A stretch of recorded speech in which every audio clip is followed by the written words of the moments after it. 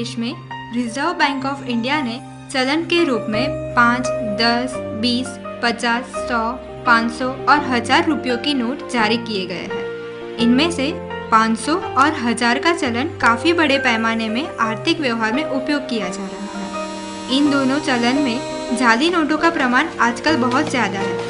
इसीलिए यह ज़रूरी है कि सभी लोगों को चलन की पर्याप्त जानकारी होनी चाहिए और साथ ही जाली और असली नोट के बीच क्या फ़र्क है यह पता होना चाहिए। आरबीआई ने भारतीय नोट की सुरक्षा के लिए कुछ महत्वपूर्ण कदम लिए हैं। सी थ्रू रजिस्टर। नोट के बाएं कोने के बीच में आगे और पीछे की ओर फ्लोरल डिजाइन प्रिंट की होती है। आधा अंक आगे की ओर और आधा अंक पीछे की ओर प्रिंट होता है। इसकी वजह से नोट को लाइट के सामने रख के देखते हैं तो उसमें 500 अंक में लिखा हुआ देख सकते हैं। Identification mark. नोट में फ्लोरल प्रिंट की नीचे की तरफ एक मार्क है जो एम्बोज होता है। अलग अलग नोट में मार्क का आकार अलग अलग होता है, जिसे छू के पता कर सकते हैं कि 500 की नोट में यह मार्क गोलाकार होता है। Water mark.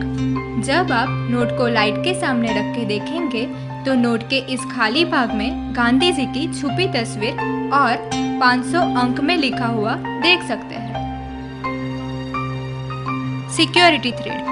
नोट में जो टूटा हुआ थ्रेड दिख रहा है वो असल में एक पूरी लाइन है, जिसे आप लाइट के सामने रख के देखेंगे तो वो एक पूरी लाइन दिखेगी। उसमें आरबीआई और भारत दोनों लिखा हुआ होता है। Micro letter.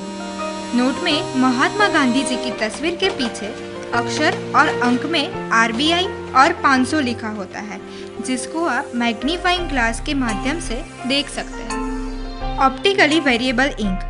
नोट को सीधा पकड़ने पे अंक 500 का रंग हरा दिखता है, लेकिन नोट का एंगल बदल के देखेंगे तो ये नीला